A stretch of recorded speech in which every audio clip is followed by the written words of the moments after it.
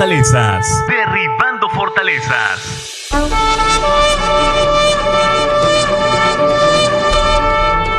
Porque las armas de nuestra milicia no son carnales, sino poderosas en Dios para la destrucción de fortalezas, derribando argumentos y toda altivez que se levanta contra el conocimiento de Dios y llevando cautivo todo pensamiento a la obediencia a Cristo. Derribando fortalezas.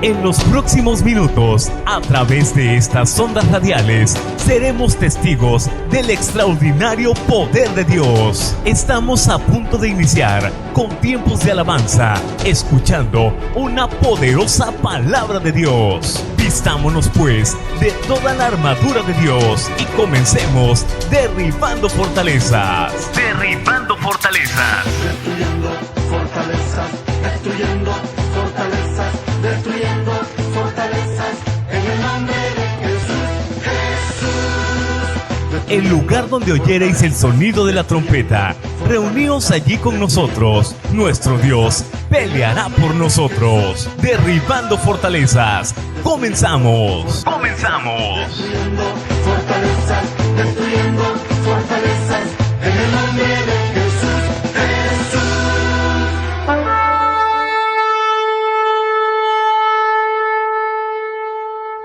Tu preciosa unción, purifícame, purifícame y lávame, renuévame, restáurame, Señor, con tu poder. Purifícame y lávame, renuévame, restáurame, Señor.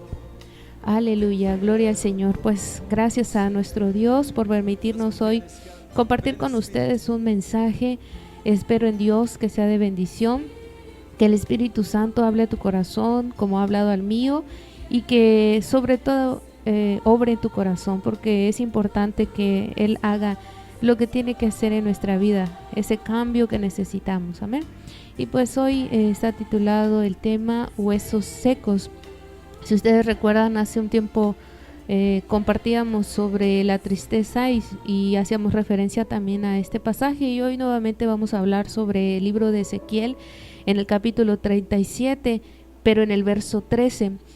Y esta palabra, hermanos, fue algo de verdad de gran bendición, porque Dios comienza a revelar muchas veces, aún en los mismos pasajes, Dios sigue revelando misterios, sigue hablando a nuestras vidas, sigue hablando a nuestros corazones, y Él hoy quiere hablar a tu corazón y a mi corazón acerca de los huesos secos. Otra revelación que Él ha dado en su palabra, porque Él quiere en este día bendecir tu vida y que el pueblo de Dios pueda tener esta bendición tan grande. En el libro de Ezequiel, capítulo 37, versículo 13, dice así, y lo leo en el nombre del Padre, del Hijo y del Espíritu Santo. Amén. Y sabréis que yo soy Jehová, cuando abra vuestros sepulcros y os saque de vuestras sepulturas, pueblo mío. Amén. Hermanos, cuando estaba leyendo yo este mensaje, esta palabra, recordaba, hermanos, cuando yo leía este capítulo de Ezequiel. A mí me fascina mucho escuchar y leer sobre los profetas, y uno de ellos es Ezequiel. Ezequiel pasó muchas cosas, hizo tantas cosas por órdenes de Dios, a modo de que quería enseñarle al pueblo, quería enseñarle a Israel los mensajes que Dios le daba. En los primeros capítulos vemos a Ezequiel que él no podía hablar, él solamente enseñaba haciendo muchas cosas el mensaje que Dios quería darles. Le llamó el profeta mudo. Hasta después de varios capítulos él le dice que ella podía hablar y podía decirle al pueblo qué significaban esas acciones que él le había enviado a hacer. Incluso una de ellas era la muerte de su esposa. se había cortado la barba, se había dormido de un lado cierta cantidad de días, del otro lado otra cantidad de días, representando el castigo que iba a recibir tanto Judá como la otra parte del pueblo que se había separado. Y en todo ello el pueblo de Israel no hacía caso, hermanos, y tristemente había llegado hasta este capítulo en el 37, donde Dios le da una visión al profeta Ezequiel, una visión muy importante, una visión que hoy nuevamente estaba escuchando a través de otro pastor, y que Dios confirmaba este mensaje. Ezequiel, como todo profeta de Dios, proclamó fielmente la palabra que Dios le daba, y él lo hacía con todo su corazón y con todo tal vez el dolor de su corazón también, porque tenía que advertirle al pueblo de Dios su castigo, porque ellos habían caído en una obstinación. Israel no quería arrepentirse de todo el pecado que ellos habían cometido y habían obviamente ofendido gravemente a Dios. Por eso él enviaba esta visión. Y en el libro de Ezequiel, en el capítulo 37, el Valle de los Huesos Secos es el título. En este pasaje, hermanos, yo estaba leyendo y de verdad me sorprendió mucho, porque dice que los huesos no solamente estaban muertos, hermanos, sino que el hecho de que una persona no fuera enterrada era una muestra de deshonra. Era algo vergonzoso para un israelita el no haber tenido una sepultura de honra, un entierro como nosotros lo conocemos acá. En Israel, un cadáver que no era enterrado, hermanos, era un motivo de vergüenza y una desgracia, porque la persona no era digna de haber sido enterrada. Y vemos nosotros en la historia de los reyes, muchos de ellos no recibieron una sepultura digna de un rey, porque ellos habían sido desobedientes ante Dios y por lo tanto no habían ido al sepulcro de sus padres, no habían ido a ese sepulcro que estaba preparado para los reyes, que eran dignos reyes recibiendo honra de parte de Dios. Y a estos huesos, hermanos, en el valle donde le daba Dios la visión a Ezequiel, se les había negado totalmente un entierro adecuado. Ezequiel, siendo él sacerdote, sabía perfectamente el significado de esto. Ese valle que Dios le estaba mostrando era algo muy vergonzoso para una nación que estaba ahí. Esos huesos representaban, y se lo dijo en uno de los versos finales, que era la nación de Israel. Era la representación de la vida espiritual de Israel. Ellos eran cadáveres, eran solamente huesos secos que no eran de honra, que no tenían una honra porque habían desobedecido totalmente a Dios. Y en el versículo 2, hermanos, Dios le dice a Ezequiel que estaban secos en gran manera. Es decir, que esos huesos no solamente estaban muertos, es decir, ya estaban en un estado totalmente muertos, sino que ya había pasado mucho tiempo, porque si nosotros nos vamos a lo natural, cuando una persona fallece pasa tiempo, hermanos, para que se vaya descomponiendo la carne y todo lo que recubre esos huesos, y al final solamente quedan esos huesitos, pero pasa mucho tiempo. Entonces Dios le estaba mostrando a Ezequiel que esos huesos no llevaban poco tiempo, sino que era mucho tiempo que la nación de Israel llevaba ya muerta. En Apocalipsis me recordaba Dios este pasaje que hace tiempo nos los daba fuertemente.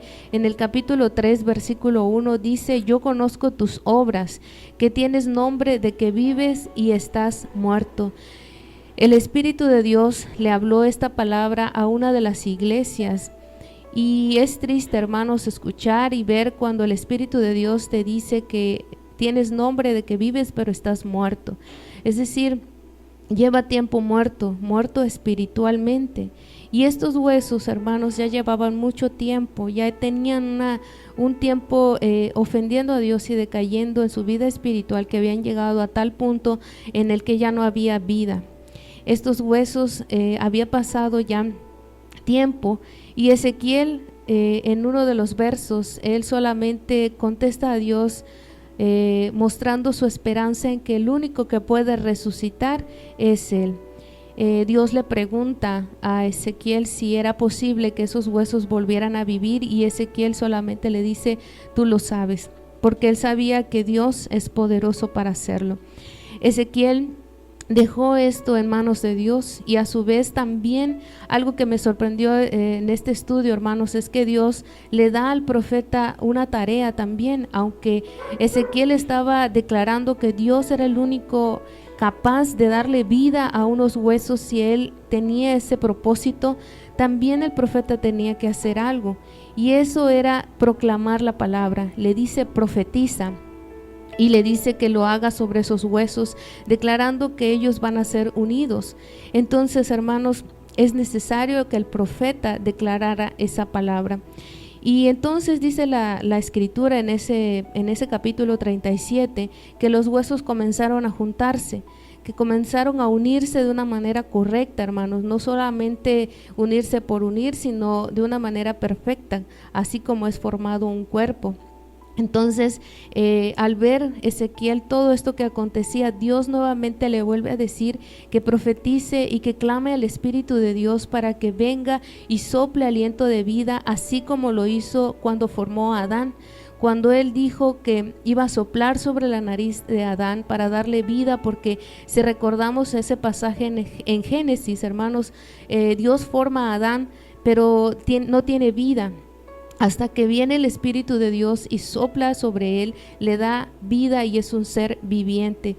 Y eso es lo que Dios le estaba diciendo nuevamente a Ezequiel, que él proclamara, que él rogara, que clamara al Espíritu de Dios para que diera nuevamente vida a esos huesos que ya estaban juntos, pero que no tenían vida, que ahora ya tenían carne, que podían tener tal vez tendones y todo lo que es en nuestro cuerpo como Dios lo formó, pero no había vida, decía. Entonces, hermanos, el profeta Ezequiel hace eso, obedece a la orden que Dios le da. ¿Y por qué te cuento esto, hermanos? Porque precisamente hace un momento la hermana oraba y pedía al Espíritu Santo que Él fuera que obrara en nuestra vida. Y yo estaba leyendo este mensaje, hermanos, y tú y yo podemos estar escuchando muchas veces la palabra de Dios, y eso ponía en mi corazón, y desde el día que lo estaba haciendo este tema, he estado clamando a Dios, porque Él dice que los profetas están, hermanos, para proclamar la palabra, para decirte la palabra de Dios, para decirte el mensaje que Dios envía a su pueblo, pero es el clamor que nosotros le hagamos al Espíritu Santo para que Él sea el que convenza a nuestra vida, a nuestro corazón, y Él sea el que obre y dé vida a nuestros huesos si se han secado, si ha habido muerte espiritual, si ha menguado nuestra vida espiritual. Oh, Dios quiere que nosotros clamemos al Espíritu de Dios, porque es Él el que va a hacer la obra en tu vida y en la mía. Entonces, hermanos, ¿por qué te cuento esto? Porque es necesario también para nosotros saber por qué llegaron hasta ese punto el pueblo de Israel.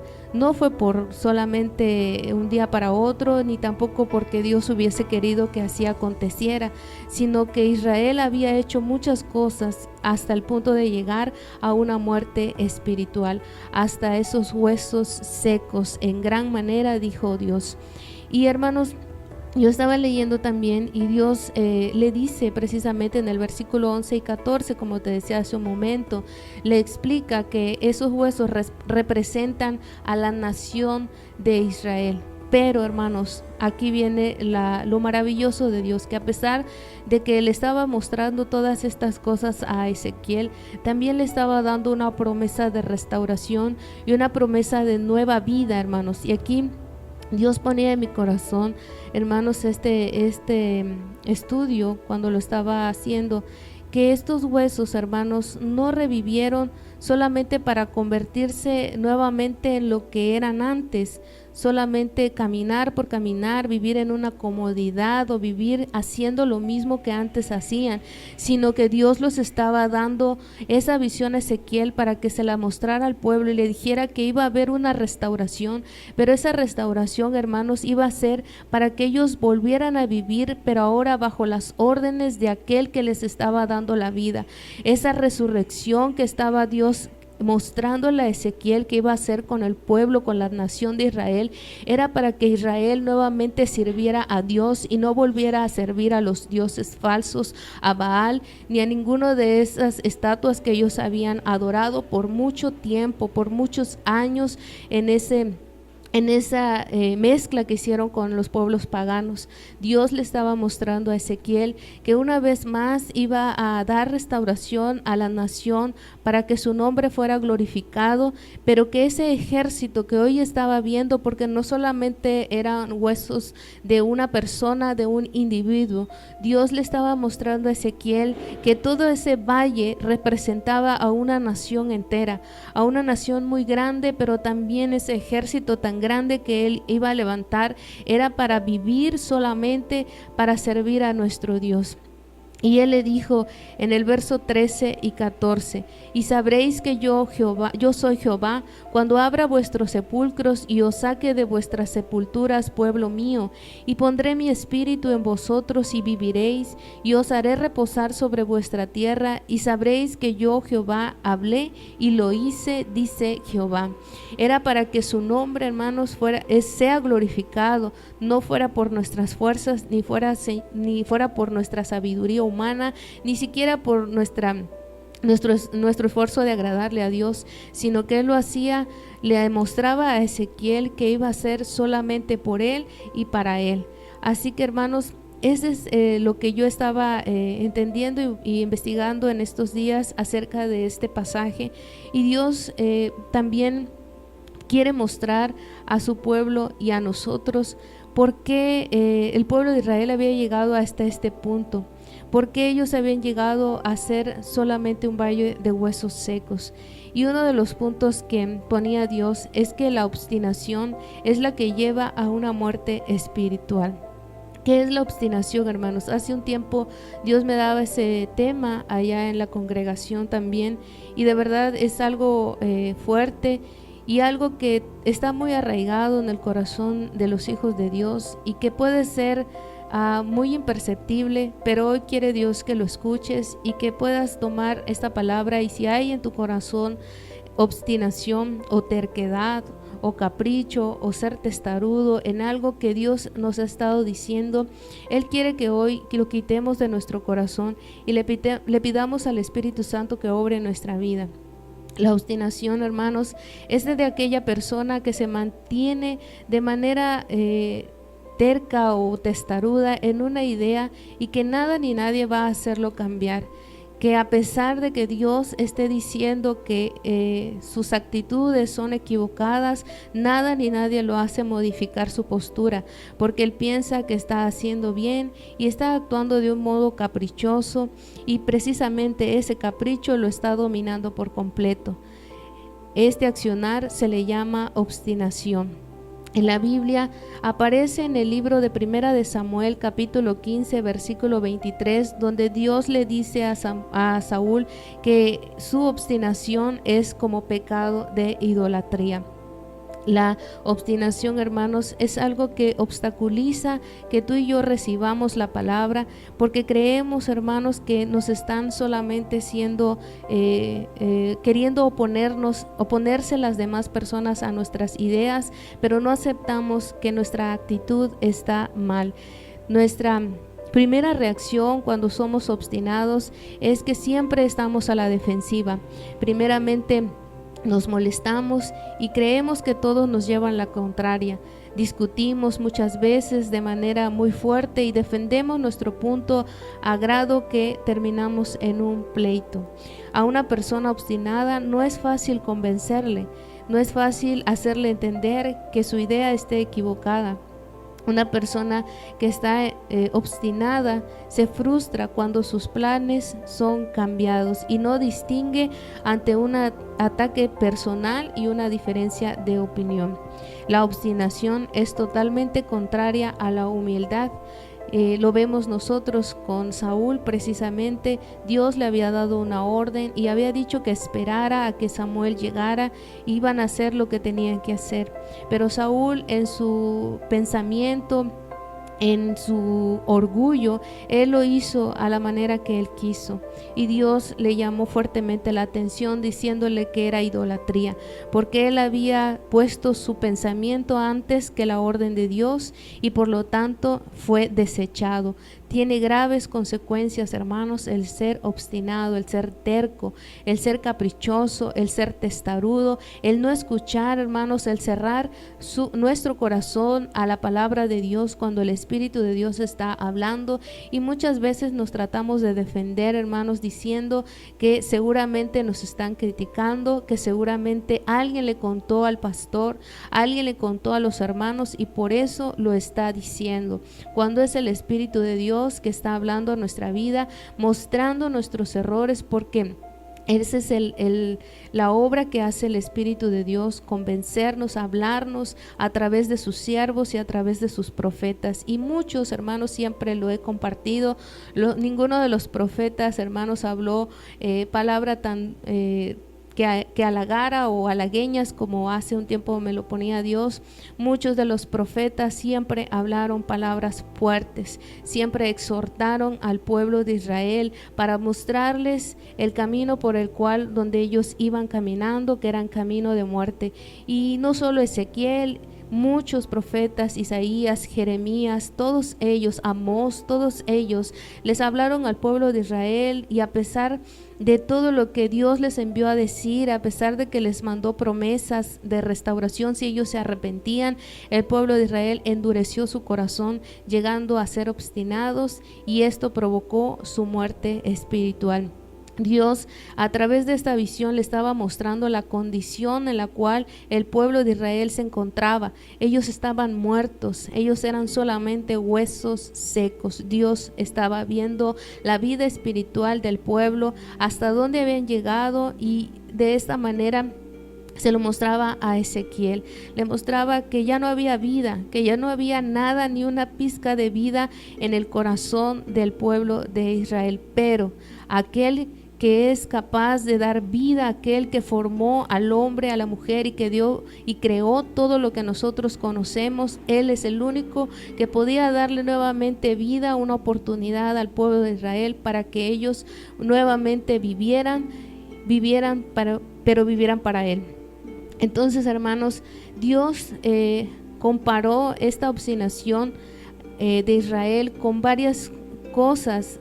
Si nosotros recordamos en Ezequiel, pero también en el libro de Oseas, que en un momento voy a compartir contigo, siempre usó figuras, siempre usó ejemplos para mostrar a qué se refería.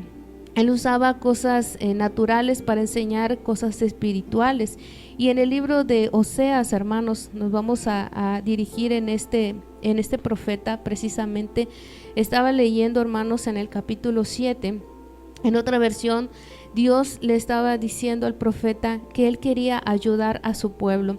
En otra versión que estaba leyendo, ese es precisamente el título: Dios quiere ayudar a su pueblo. ¿Y cómo lo hace Dios, hermanos? Precisamente mostrando, precisamente revelando a sus hijos, a sus profetas, para decirle qué era lo que Dios estaba viendo, porque él quería sanar.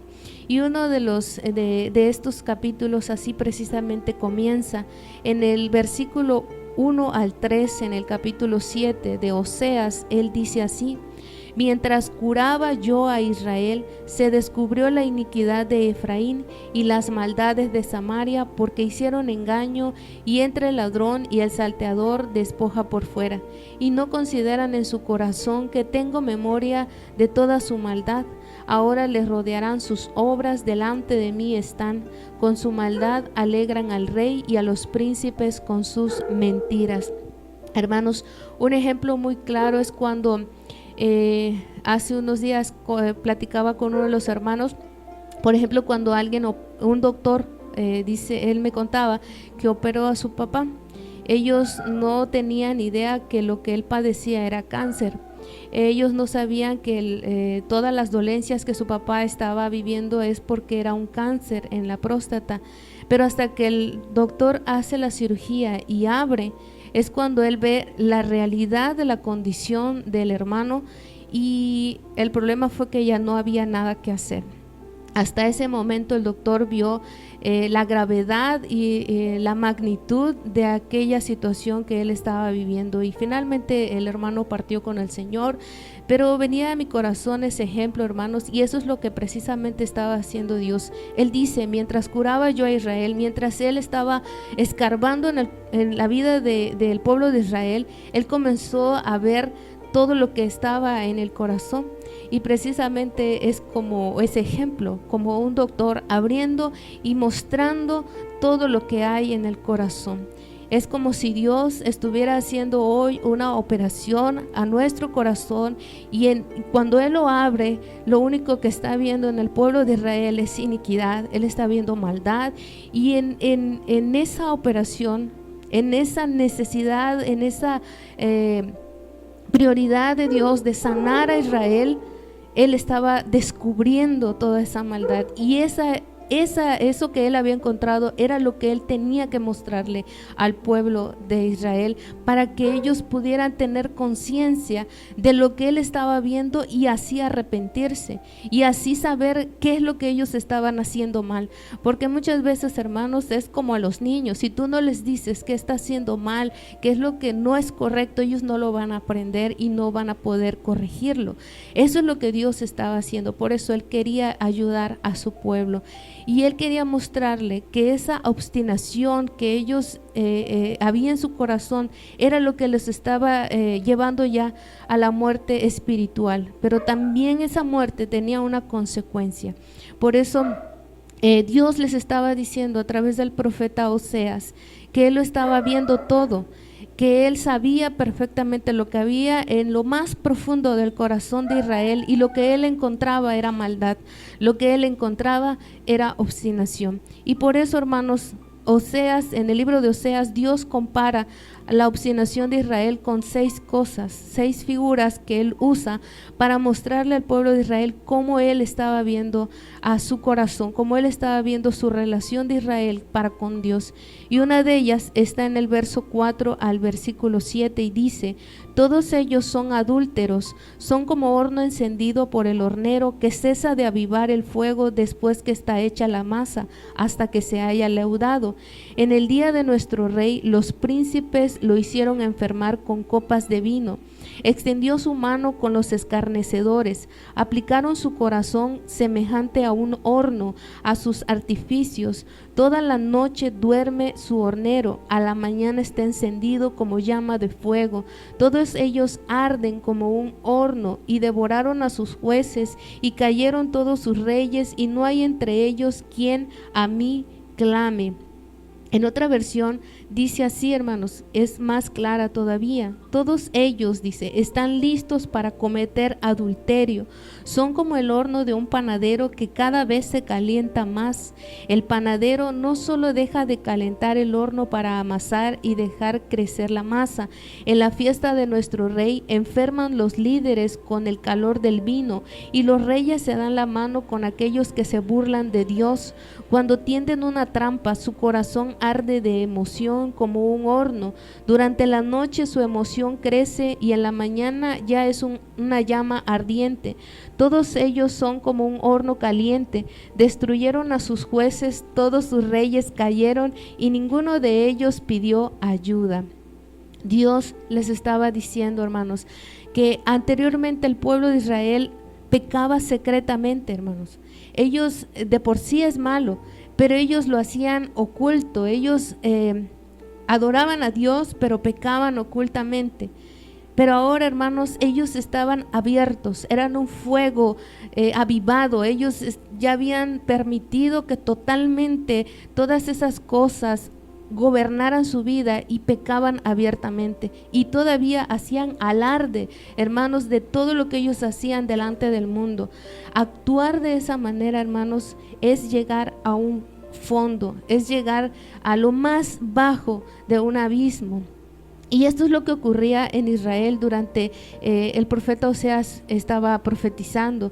Él les estaba diciendo que antes cometían un pecado oculto, pero hoy lo estaban practicando abiertamente sin ninguna vergüenza. Ellos ya no lo estaban haciendo secretamente, ya no había vergüenza, ya no había convicción, ya no tenían ni conciencia de que Dios estaba ahí, que era un pecado lo que estaban cometiendo, ni siquiera tenían redarguir en su corazón, ni remordimiento, ni siquiera pensaban en que Dios podía estarlos viendo y que si era alguna pizca de querer que Dios los perdonara. Ellos ya no se arrepentían, hermanos, ellos persistían en su maldad, llegando a prácticas cada vez peores.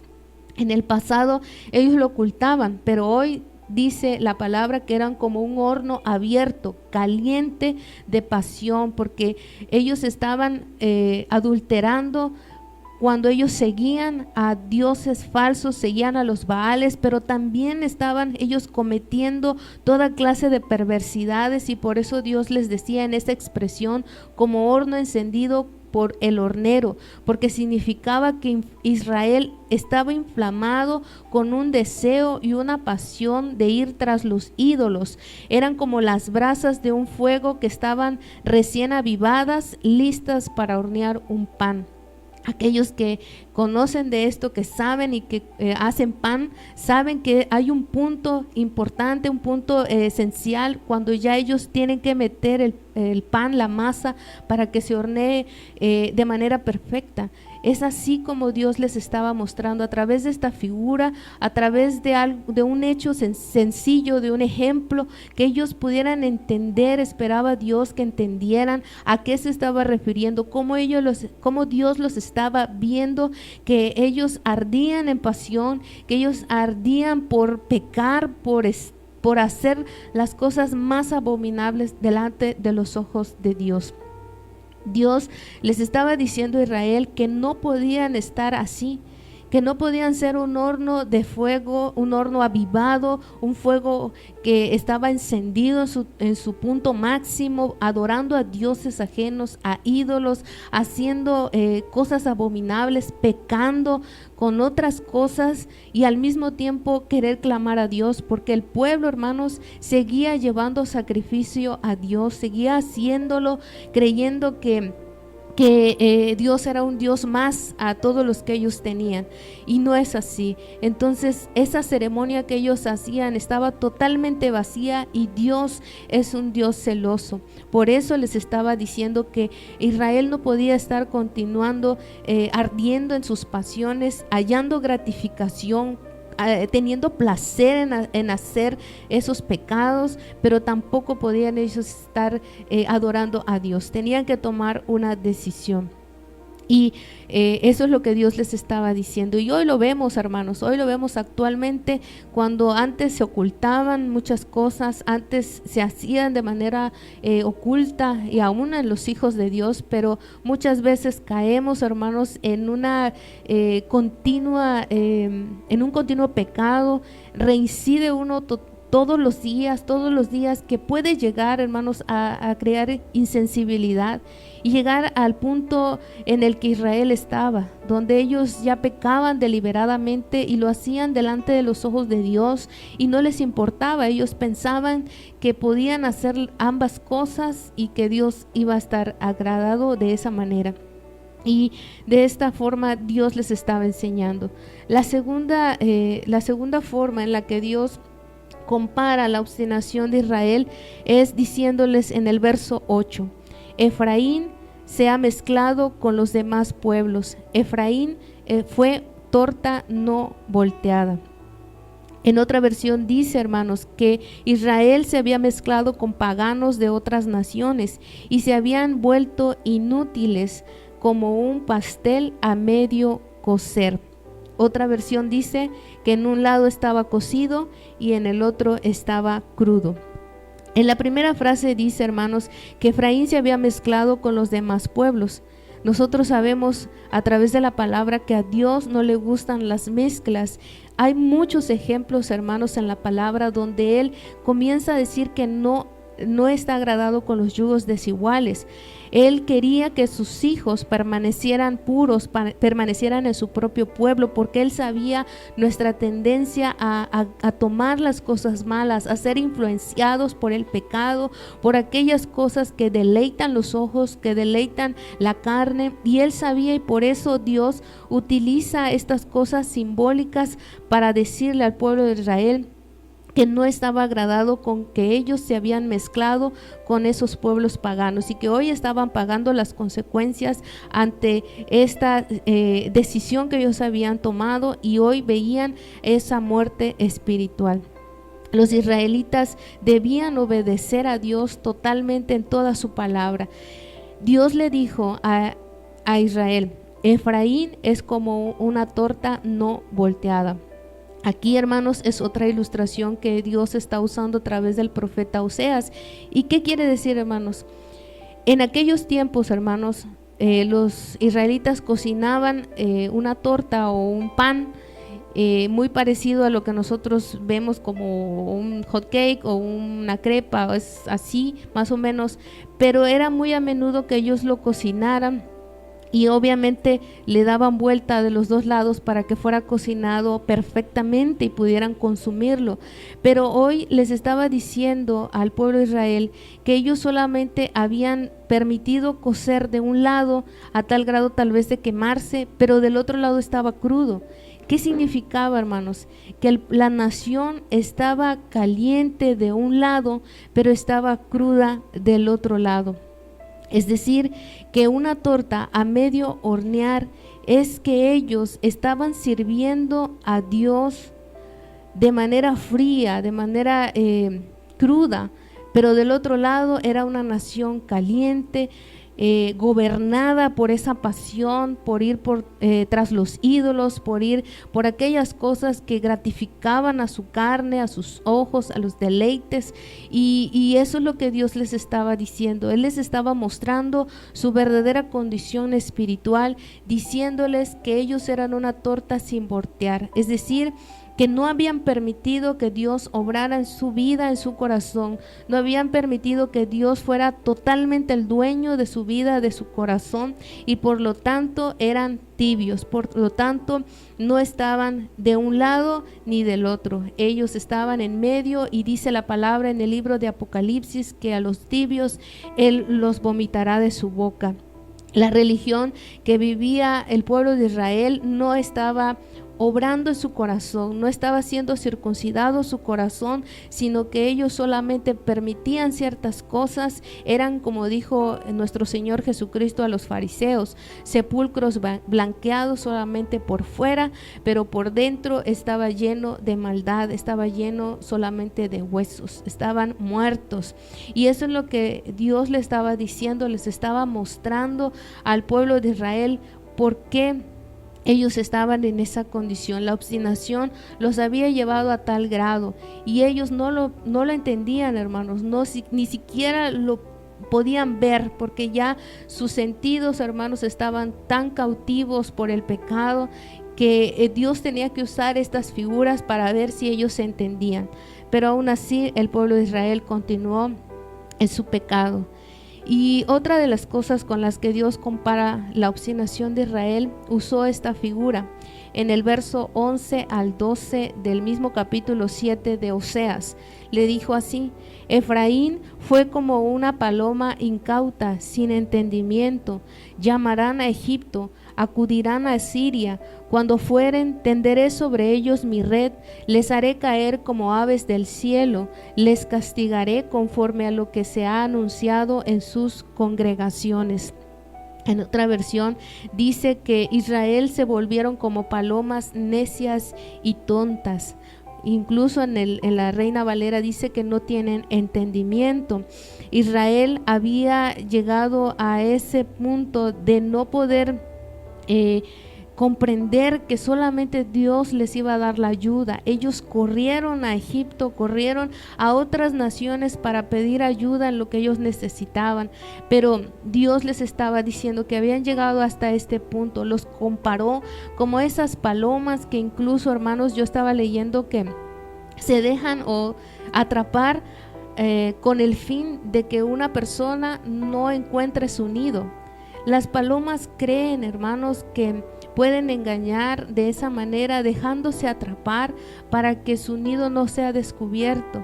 Hasta ese punto llegan ellas de ser tan ingenuas, de dejarse atrapar sabiendo que corren un peligro muy grande a fin de que no les descubran lo otro. Y eso es lo que Dios les estaba diciendo. Eso es lo que Dios les estaba diciendo al pueblo de Israel, que ellos habían llegado a tal necedad, a tal ignorancia, a tan poca inteligencia, a ser tan ingenuos en creer que el mundo, que Egipto, que la nación de Asiria los iba a ayudar, pero lo cierto es que Dios les estaba diciendo que no, que ellos iban a ser corregidos totalmente por haber dejado a su Dios. En el libro de Isaías capítulo 30 lo dice, la futilidad de confiar en Egipto, y precisamente esa palabra futilidad significa que es cosa inútil, porque Egipto no los iba a ayudar y no los iba a salvar. El único que los iba a salvar es nuestro amado Señor Todopoderoso. La paloma incauta significa que está expuesta a perderse, que se puede extraviar fácilmente.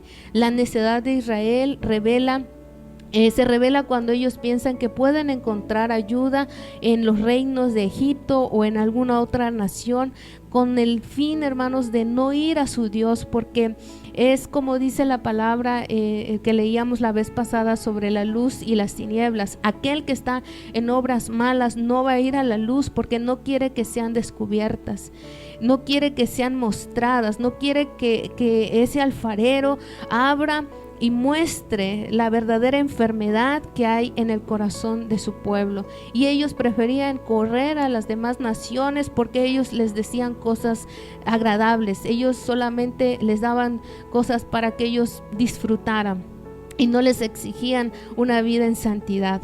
Por eso Dios les estaba comparando con una paloma incauta, con una paloma ingenua, con una paloma que se dejaba extraviar fácilmente y que eso solamente lo iba a llevar a la perdición. Aquí vemos a Efraín o al pueblo de Israel que se negó, hermanos, a recurrir a Dios para conseguir ayuda. Así que primero fue a Egipto para solicitarle apoyo, pero Egipto no se lo dio. Entonces él se fue a Siria y pidió ayuda otra vez. Así que fue de un lado para otro como una paloma incauta, y ahora Israel es como una ave que se la pasa fluctuando, que se la pasa de un lado a otro sin poder dar frutos. Está confundida y sin dirección. Ellos piensan que pueden escapar de Dios al correr hacia otras naciones, pero el Señor les dice: tenderé sobre ellos mi red. De esa forma Dios nuevamente les estaba mostrando lo que Él veía en sus corazones. Ahora, en el verso 16, ahí mismo en el capítulo 7 de Oseas, Dios nuevamente los compara con esto. Dice así: volvieron, pero no al Altísimo, fueron como arco engañoso, cayeron sus príncipes a espada por la soberbia de su lengua. Esto será su escarnio en la tierra de Egipto. En otra versión dice: miran en todas partes menos al Altísimo, son tan inútiles como un arco torcido. Sus líderes morirán a mano de sus enemigos a causa de su insolencia hacia mí. Entonces el pueblo de Egipto se reirá de ellos. Oseas añade otra ilustración de un arco defectuoso que no disparará una flecha de manera recta. Todo lo que sale de Israel va a fallar, debido a que ahora son un arco engañoso, son un arma inútil y peligrosa, son un arma engañosa, un arma que solamente va a fallar porque no está con Dios, porque está buscando su apoyo en otras naciones, y dice la palabra que el mismo pueblo de Egipto se va a reír de ellos. Israel es como un arco engañoso, no se puede confiar en él. Es un arco torcido que no es digno de confianza. Sus flechas no dan en el blanco, porque la vida sin Dios es tan poco confiable como un arco torcido. Sin la dirección de Dios, nuestra vida está llena de codicia, está llena de engaño, de egoísmo, de trampas, está llena de tanto pecado. Y mientras nuestra vida esté torcida por el pecado, nunca podremos lograr el propósito que Dios tiene para nuestra vida. Y lo peor de todo es que nos ve como esos huesos secos. El versículo termina diciendo: esto será motivo de burla en la tierra de Egipto. Egipto va a burlarse de ellos y a ponerlos en ridículo por la forma en que ellos están actuando. Y eso es lo que pasa muchas veces con los hijos de Dios. Cuando buscamos la ayuda de Egipto o del mundo, ellos terminan burlándose diciendo: ¿no que creías en tu Dios? ¿Dónde está? ¿No que eras cristiano? Y eso es lo que pasa, hermanos. Desafortunadamente y tristemente, el pecado solamente trae vergüenza, trae muerte espiritual. Otra de las formas en las que Dios comparó al pueblo de Israel por su obstinación está en el verso 8. En el capítulo 8 de Oseas 8:8. Dice así: devorado será Israel, pronto será entre las naciones como vasija que no se estima. En otra versión dice: el pueblo de Israel ha sido tragado, ahora está tirado en medio de las naciones como una olla vieja y descartada. Hermanos, estaba investigando y yo decía: Señor, enséñame por qué tú comparas a una vasija rota. Y recordaba a Dios, hermanos, en el libro de Jeremías, cuando Él le muestra a Jeremías, al profeta, al alfarero. El alfarero es el que forma una vasija. Cuando es todavía un barro, todavía puede moldearse, hermanos, todavía puede hacerse a la forma de que el alfarero decida. Y en este caso, hermanos, Dios es el alfarero y Él formó a su pueblo, formó a cada uno de nosotros, o nos está formando, hermanos, conforme a su voluntad. Muchas veces nos duele ese moldeo porque a Él no le parece cómo quedó ese barro, esa masa todavía moldeable. Pero aquí, hermanos, Dios estaba hablando a través del profeta Oseas como una vasija ya rota, una vasija que estaba ya había sido pasada por ese proceso de moldeo, ya había sido puesta en el fuego, ya había sido endurecida, hermanos. Y tristemente, hermanos, cuando una vasija se rompe, si a ti te ha pasado que se te cae un vaso y se te rompe y tratas de volver a formarlo, tratas de volver a pegarlo, ya no queda igual. Incluso quedan grietas. No vas a poder embonar nuevamente ese vaso para que vuelva a ser útil. Ya no sirve, hermanos. Y eso es lo que Dios le estaba diciendo al pueblo de Israel.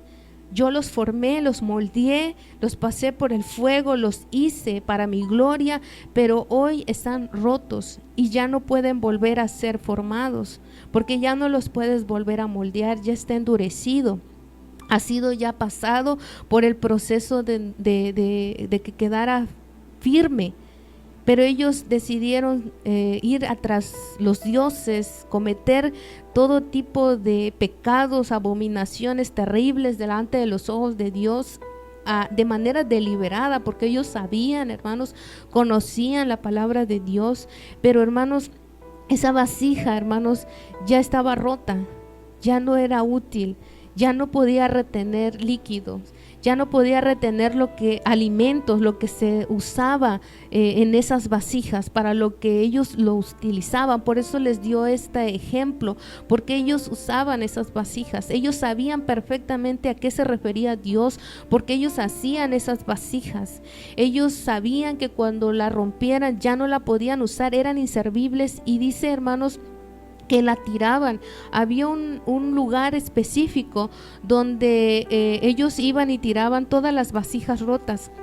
Y como era en abundancia todas esas vasijas, hermanos, ese lugar se llegaba a convertir, hermanos, en un cementerio. Llegaba a convertirse en un lugar de desechos, porque eran puras vasijas rotas que ya no podían ser restauradas.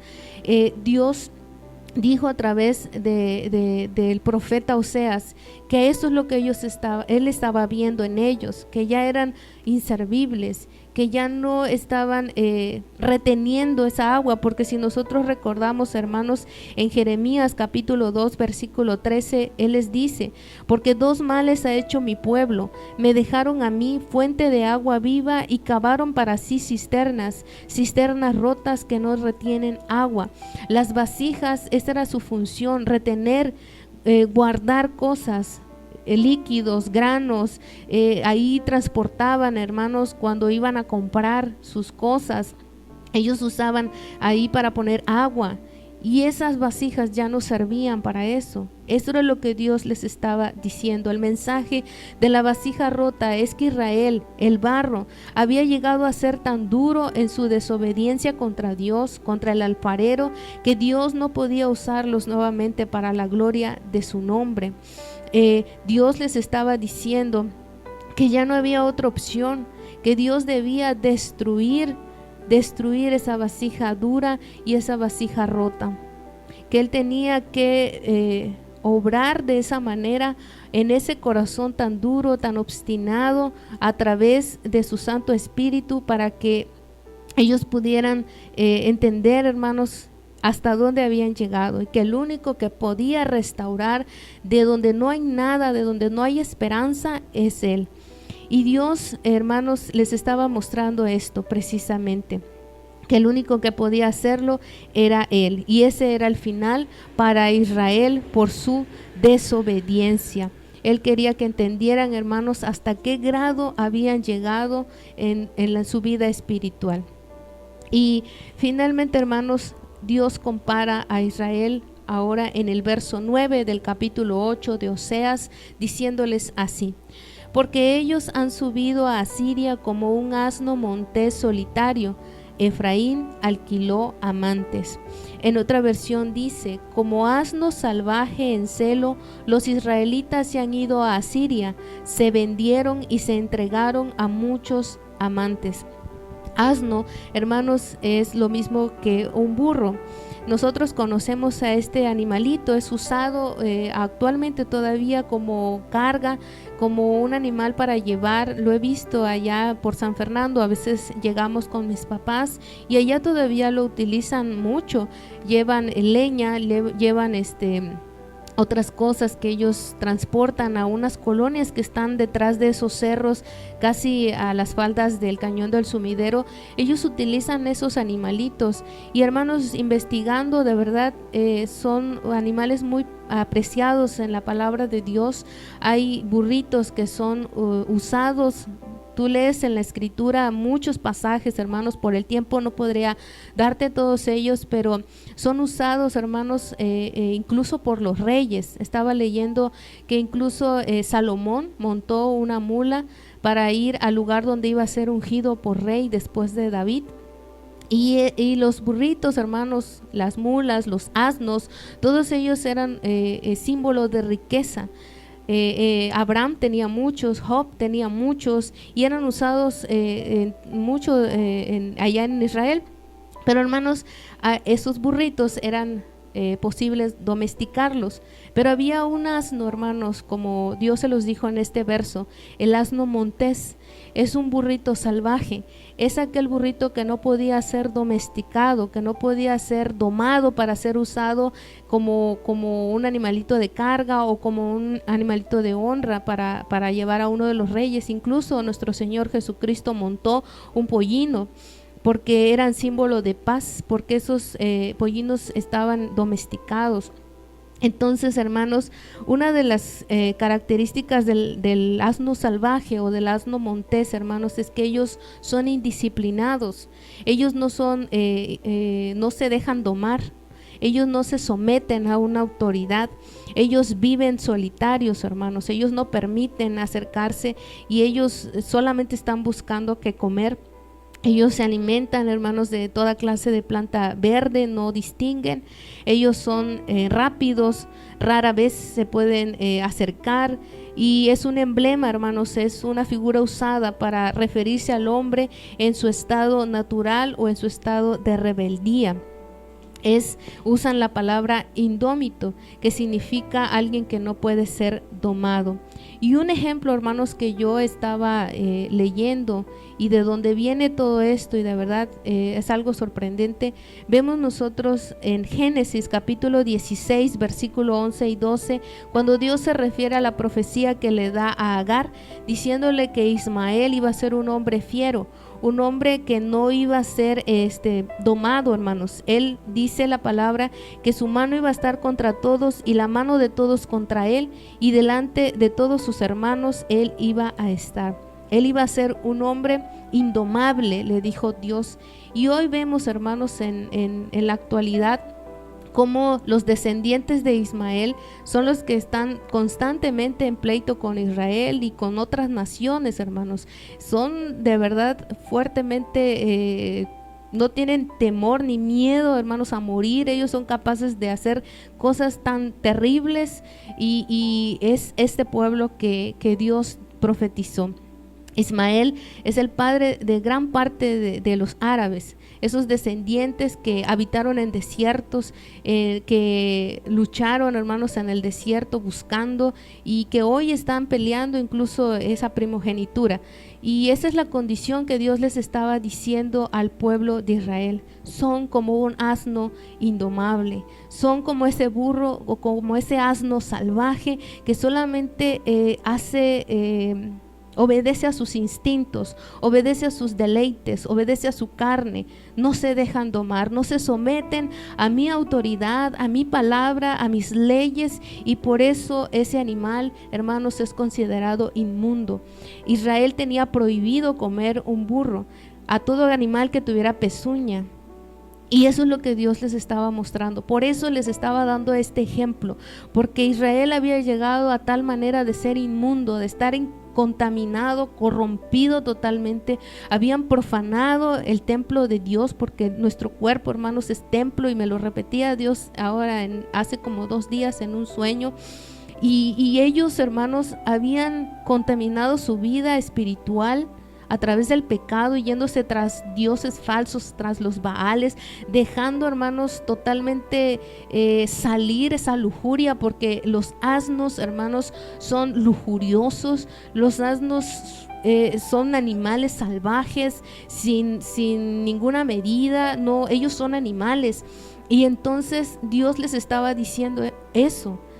Han sido gobernados totalmente por la lujuria, han sido gobernados totalmente por el adulterio, por esos deseos carnales que ellos tenían, no solamente adorando a dioses del mundo, adorando a Baales, sino también precisamente cometiendo pecado de adulterio, de fornicación. El pueblo de Israel cometió cosas tan terribles, hermanos, de verdad, que es solamente Dios, con ese infinito amor, estaba prometiéndoles que, a pesar de que delante de sus ojos ellos estaban cometiendo esas abominaciones, Él estaba diciéndoles que iba a restaurarlos, que Él es el único que iba a poder darles vida cuando ya ellos eran solamente huesos secos, cuando ellos estaban muertos, cuando ya no había espíritu en ellos. Porque, hermanos, esa era la condición de Israel. La destrucción o la ruina de alguien es el resultado de sus propias obras de desobediencia. Israel había sido tan obstinado que habían llegado a esa muerte espiritual. Había sido tan duro su corazón, y Dios les estaba diciendo que tenía que quebrantarlos, que tenía que hacerlo porque Él se iba a glorificar. Solamente Él podía darles vida si ellos clamaban al Espíritu de Dios. Y en el versículo 1 al 5 del capítulo 11 de Oseas, Él les dijo así: cuando Israel era muchacho, yo lo amé, y de Egipto llamé a mi hijo. Cuando más yo los amaba, tanto más se alejaban de mí. A los Baales sacrificaban y a los ídolos sahumerios. Yo con todo esto enseñaban a andar Yo con todo esto enseñaban a andar al mismo Efraín, tomándole de los brazos, y no conoció que yo lo cuidaba.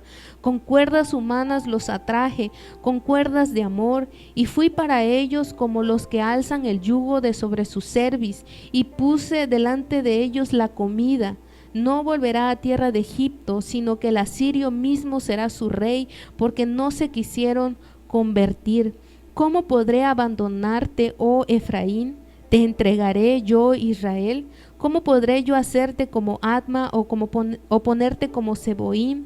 Mi corazón se conmueve dentro de mí, se inflama toda mi compasión. No ejecutaré el ardor de mi ira, ni volveré para destruir a Efraín, porque Dios soy y no hombre, el santo en medio de ti, y no entraré en la ciudad.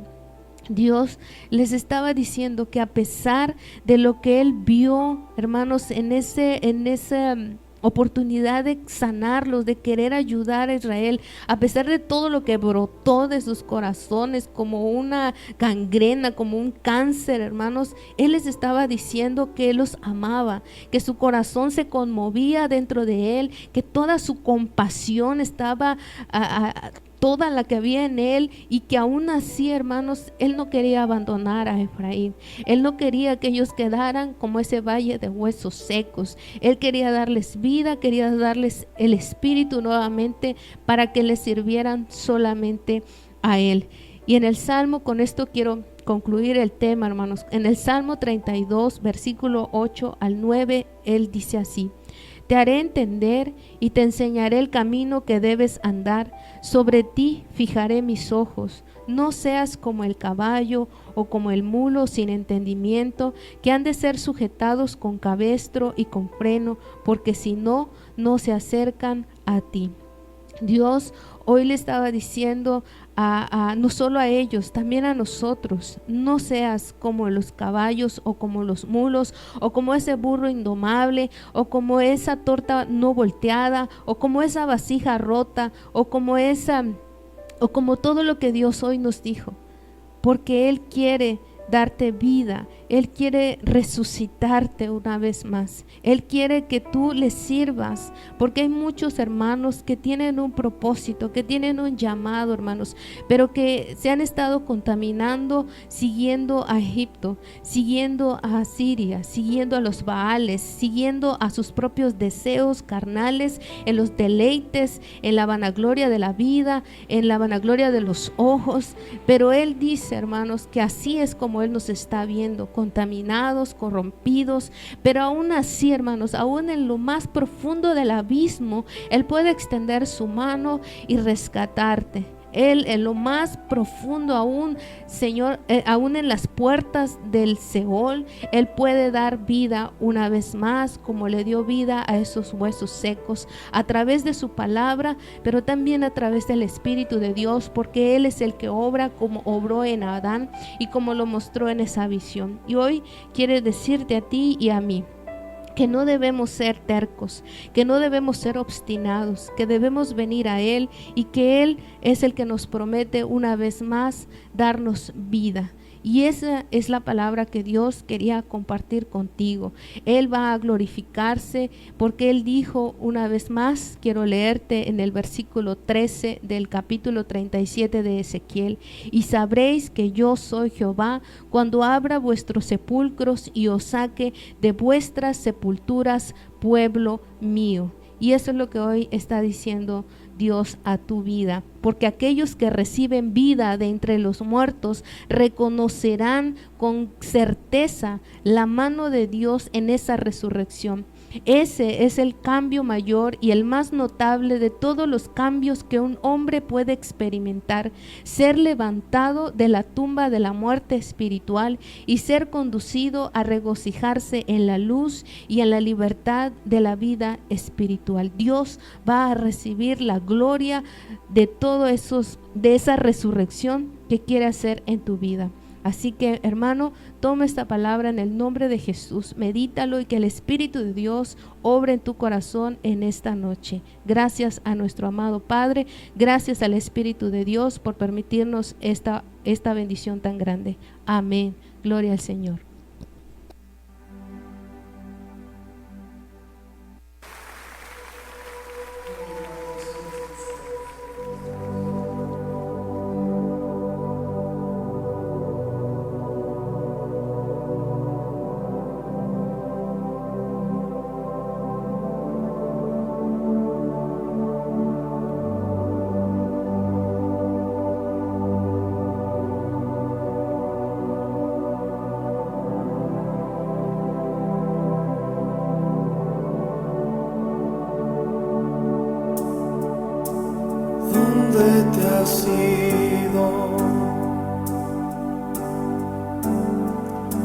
Te extraño, mi amado.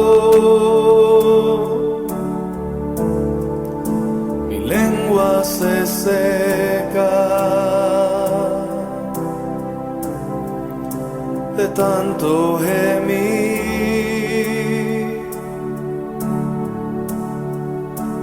como un niño.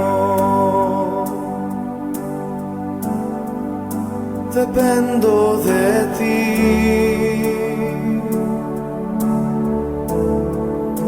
Restaura mi ser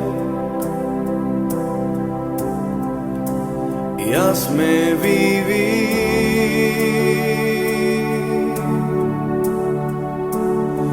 una vez más. Yo te lo ruego, una vez más, sentirte, Jesús, oh alfarero.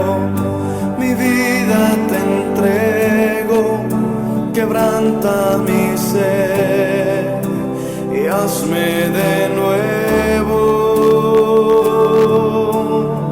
Dile, ¿dónde te has ido?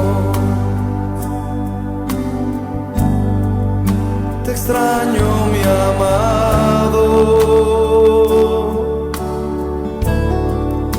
Mi lengua se seca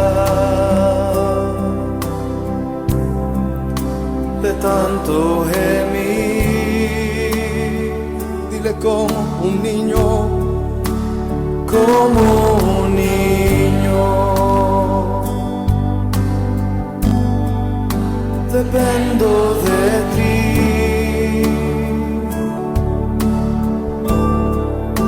Restaura mi ser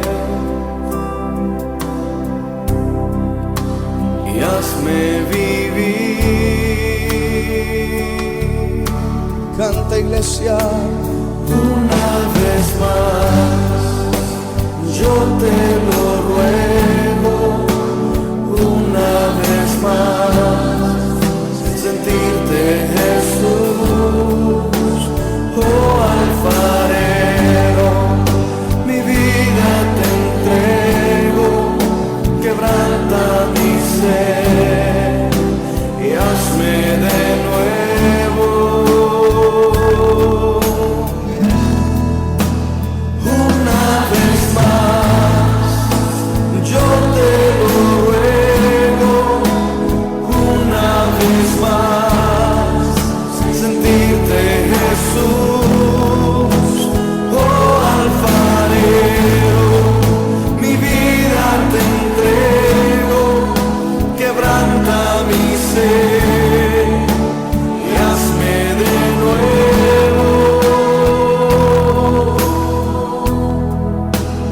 Una vez más. Señor, hemos venido delante de ti para rendir nuestra vida, rendir nuestro corazón. Permitir que levantes tus manos a Él, que levantes tu voz y le digas: aquí estoy, Señor, una vez más delante de ti. Te anhelo, Rey, te anhelo, Dios, tu presencia en mi vida, tu presencia en mi ser. Una vez más, Señor, vamos, iglesia, dile una vez más: Dios, mi corazón está sediento de ti, mi alma te anhela, Dios, mi alma te desea, Rey. Una vez más, yo te lo ruego, una vez más, sentirte, Jesús, oh alfarero. Mi vida te entrego, quebranta mi ser